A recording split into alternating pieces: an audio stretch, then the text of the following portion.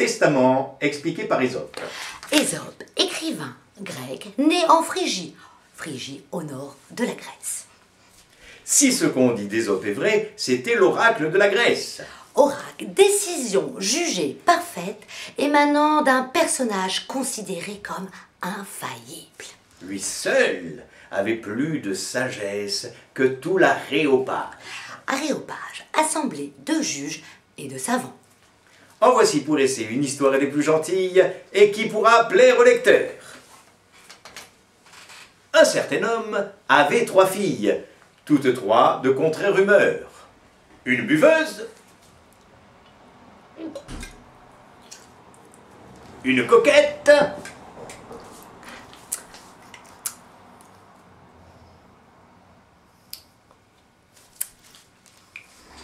la 3e avare parfaite.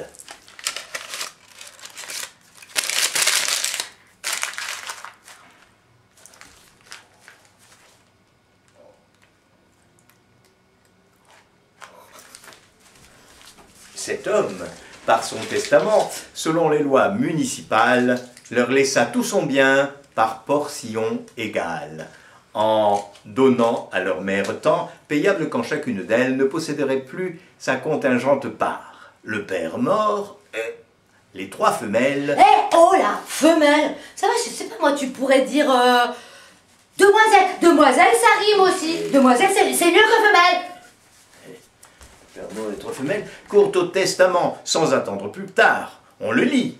On tâche d'entendre la volonté du testateur, mais en vain. Car comment comprendre qu'aussitôt que chacune sœur ne possédera plus sa part héréditaire, il lui faudra payer sa mère? Ce n'est pas un fort bon moyen pour payer que d'être sans bien.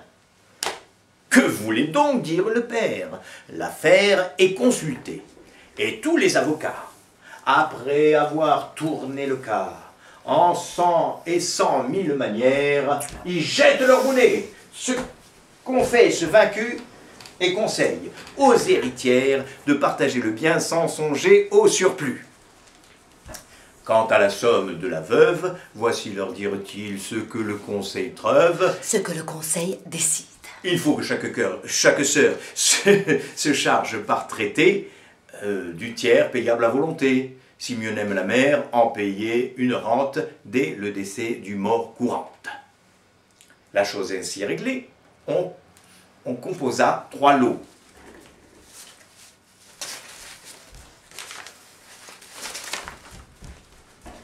En l'un, les maisons de bouteilles, les buffets dressés sous la treille, la vaisselle d'argent, les cuvettes, les brocs, les magasins de malvoisie, les esclaves de bouche, et pour dire en un mot, l'attirail de la goinfrerie.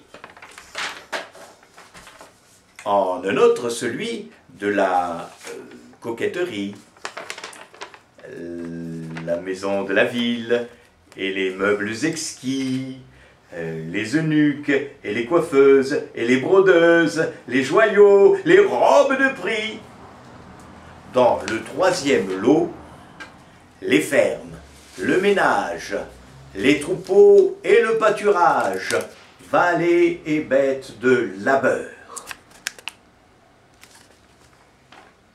Ces lots faits, on jugea que le sort pourrait faire que peut-être pas une sœur n'aurait ce qui lui pourrait plaire.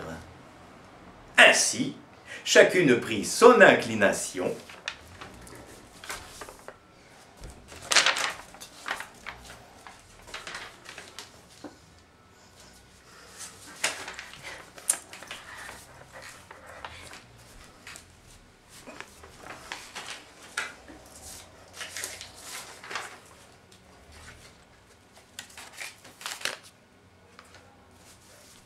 le tout à l'estimation.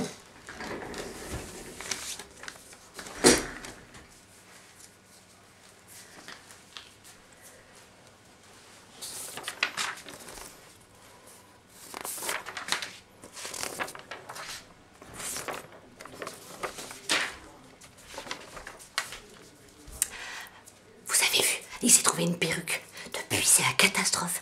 Je pense qu'il souffre d'un TDI, un trouble de l'identité.